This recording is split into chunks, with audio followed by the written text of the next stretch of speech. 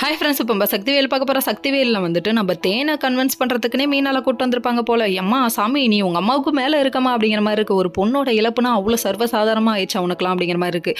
பொண்ணுக்கு பொண்ணே எதிரிங்கிற மாதிரி நீங்கள் பண்ணுறதுனால இப்போ அம்மா கஷ்டப்படுவாங்கன்னு அப்படி இப்படின்னு பேசி எப்படியோ எழுதிட்டு போய் கேஸை வாபஸ் வாங்க வச்சிட்டாங்க. இதுக்கு எல்லாத்துக்கும் இடையில தண்டனையை அனுபவிக்கிறது நம்ம தேனு, பண்ண பாவம் நம்ம அதை ஊசி பட்டாசு, இடையில மாட்டிட்டு மலிக்கிறது நம்ம சக்தி. எல்லாத்துக்கும் உதவி பண்ண போனால் இப்படி தாங்க ஆகும். குடும்பத்துக்குள்ளேயும் இந்த மாதிரி சூழ்நிலை கண்டிப்பாக நிறைய பேத்துக்கு நடந்திருக்கும். அது மட்டும் இல்லை, பாவம் பண்ணாங்க நிம்மதியாக இருக்காங்க, நான் ஏன் இவ்வளோ கஷ்டப்படுறேன் வருத்தப்படுறேன்னு சொல்லிட்டு யோசிக்கிற லெவலுக்கு போயிட்டாங்க. ஏன்னா எல்லாருமே வெறுத்து ஒதுக்க ஆரம்பிச்சிட்டாங்க.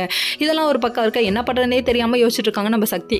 இப்படியே கதையை கொண்டு போனீங்க, டிஆர்பியில் ரொம்ப டவுன் ஆகிடுவீங்கப்பா, ரொம்ப மோசமாக போகுதுப்பா, தயவுசெய்து கதையை கொஞ்சம் கான்செப்டை மாற்றுங்கப்பா அப்படிங்கிற மாதிரி தான் இருக்குது. சரி விடுங்க, இதெல்லாம் பார்த்துக்கலாம். இன்னொரு பக்கம் வந்துட்டு நம்ம மீனால் கேஸை வாபஸ் வாங்க வச்சு ஹாப்பியோட வீட்டுக்கு வராங்க. வீட்டுக்கு வந்தோடனே எல்லாரும் சேர்ந்து ரொம்ப ஹாப்பியாக இருக்காங்க. அதாவது கேஸ் வாபஸ் வாங்கியாச்சு பாட்டி, ஒன்றும் பிரச்சனை இல்லை பாட்டிங்கிறாங்க மீனால். ஏமா, உங்கள் அம்மாவோட கேரக்டரை பற்றி தெரிஞ்சுக்கிட்டே நீ பண்ணுற வேலை இருக்க பாரு அப்படிங்கிற மாதிரி இருக்குது. இதெல்லாம் ஒரு பக்கம் இருக்க, நான் வீட்டுக்குள்ளே வரமாட்டேன்னு பிடிவாதான் பிடிக்குது. திடீர்னு ஊசி பட்டாசு, என்னடா இது எலி அம்பலத்தில் ஓடுது, எதுக்கடா ஓடுதுன்னு சொல்லி கேட்டால், நான் வீட்டுக்குள்ளே வரணும்னா சக்தி வந்து என்கிட்ட மன்னிப்பு கேட்கணுங்குது, நல்லா வருவோமா நீ அப்படிங்கிற மாதிரி இருக்குது. எப்பொழுதும் சப்போர்ட் பண்ணுற நம்ம வேலைனும் இப்போ சப்போர்ட் பண்ண போகிறதில்ல. இப்போ நம்ம சக்தியோட வாழ்க்கையை காப்பாற்ற சக்தி என்ன பண்ண போகிறாங்களோ தெரியலங்க. வாழ்க்கையில் எவ்வளோ அடியதாண்டா நானும் தாங்குவேன் அப்படிங்கிற மாதிரி இருக்குது. வீட்டுக்கு மருமகளாக வந்துட்டா ரொம்ப இலக்காரமாக பார்ப்பீங்களா அப்படின்னு சொல்லிட்டு மூஞ்சிலே 2 பஞ்ச் பண்ணும் போல இருக்குது. சரி, வெயிட் பண்ணி பார்ப்போம். ஓகே ஃப்ரெண்ட்ஸ், நெக்ஸ்ட் வீடியோவில்